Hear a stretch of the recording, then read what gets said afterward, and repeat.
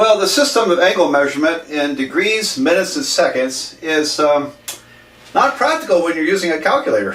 Okay, because how do you enter that? There have been a few calculators where you can enter an angle in degree, minute, second form.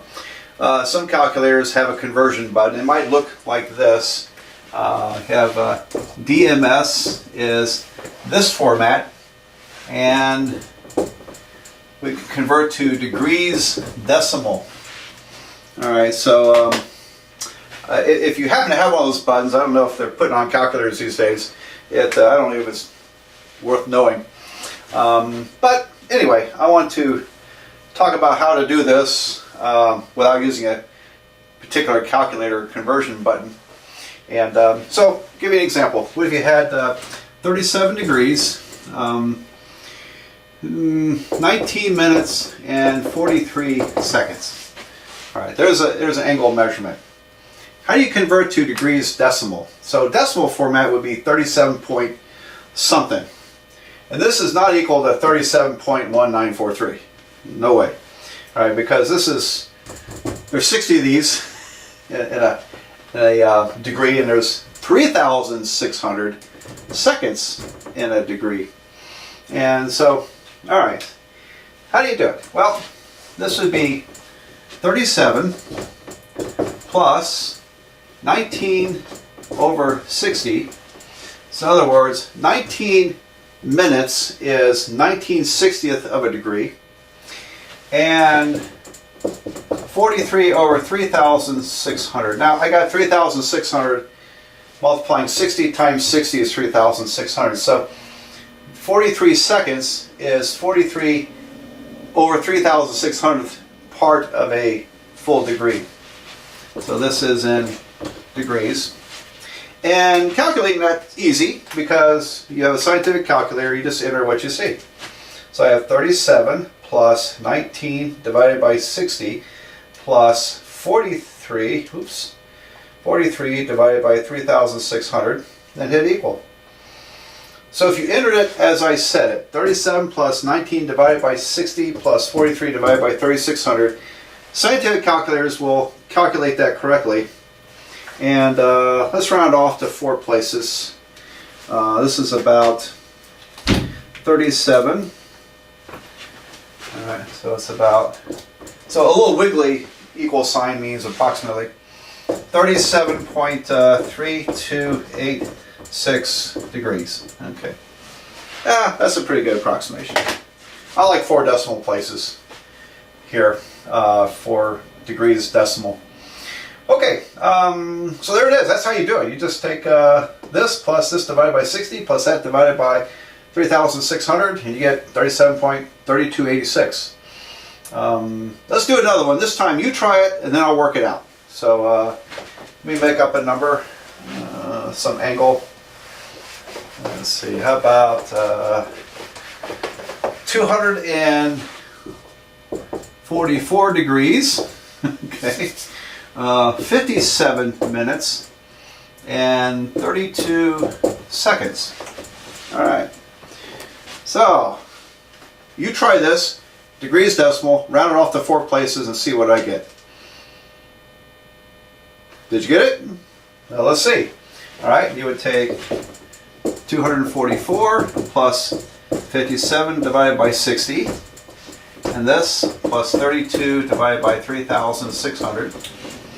There's the seconds, and this is in degrees, so it's approximately, all right, so 244 plus 57 divided by 60 plus 32 divided by 3,600.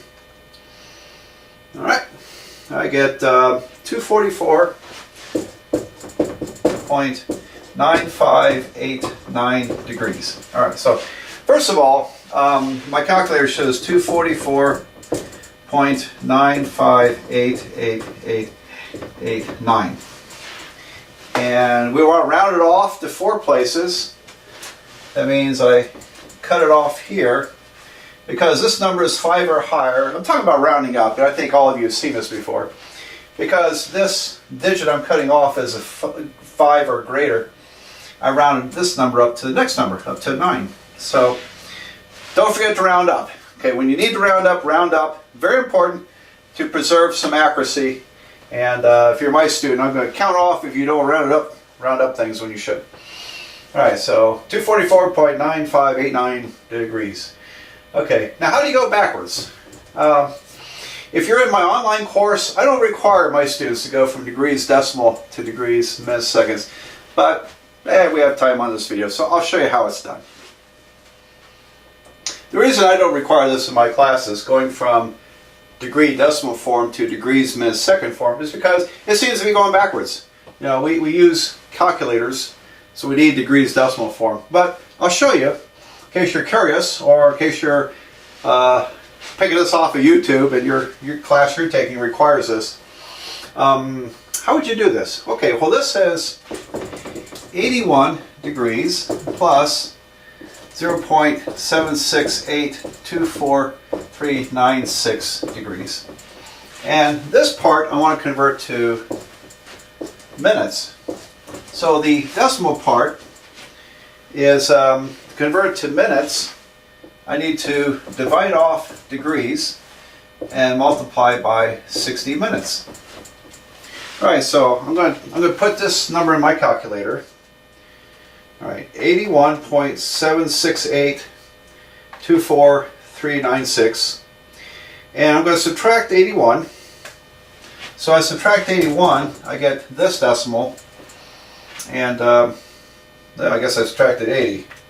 All right, now I've subtracted 81. I have 0.76824,396. Okay, when I multiply it by 60, I get 81 degrees, 46.0946376 minutes.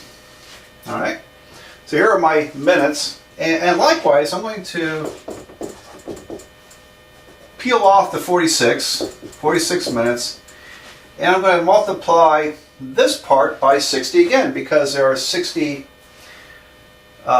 seconds in a minute. So if I take off the 46, subtract 46, and multiply it by 60 minutes, 60 seconds per minute.